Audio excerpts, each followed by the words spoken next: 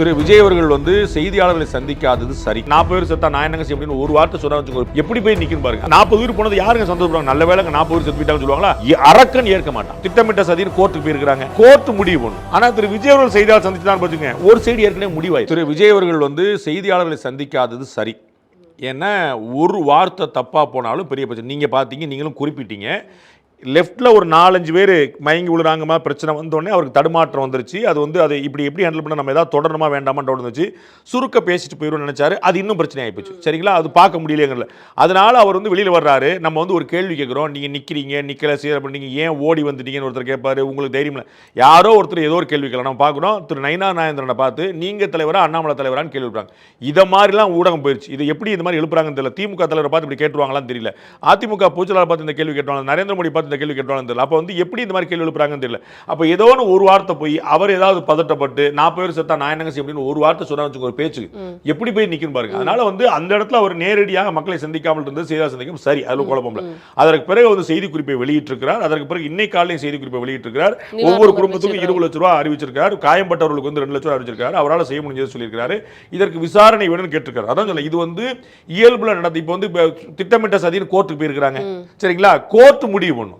ஆனா திரு விஜய் அவர்கள் செய்தியாளர் சந்திச்சுதான் பாத்துங்க, ஒரு சைடு ஏற்கனவே முடிவாயிரும். உங்களுக்கு புரியுங்களா? அப்ப வந்து நம்ம பார்க்கணும், திரு வன்னியரசர் வந்து விமர்சனம் பண்றார்.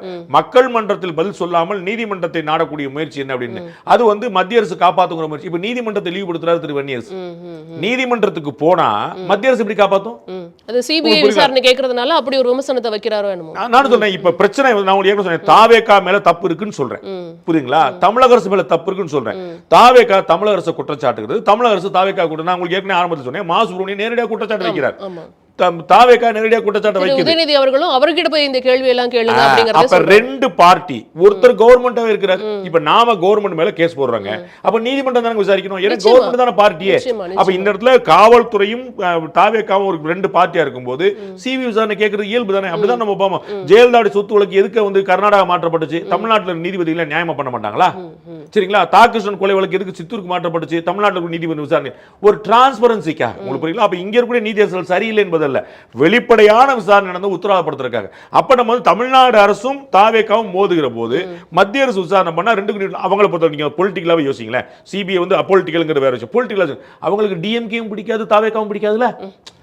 ஒரு பேச்சு சொல்ல இப்படி யோசிக்க கூடாது. ஆனா உங்களுக்கு இன்னும் கிளாரிட்டி கிடைக்கணும்ல. இப்ப அதிமுகவுக்கும் தாவேகாவுக்கும் சண்டை வந்துச்சுன்னா, சிபிஐ விசாரணை வந்துச்சுன்னா, நீங்க ஒரு கருத்து சார் என்ன சார் ஏடிஎம்கே பிஜேபி அலையன்ஸ்ல இருக்காங்க, பிஜேபி கவர்மெண்டோட சிபிஐ விசாரணை நடத்தா, அதுக்கு தாவேகாக்கு எதிராக சொல்லிட போறீங்களா, ஆதரவா சொல்லிட போறீங்களா? நீங்க ஏடிஎம்கே ஒரு லாஜிக் இருக்கு.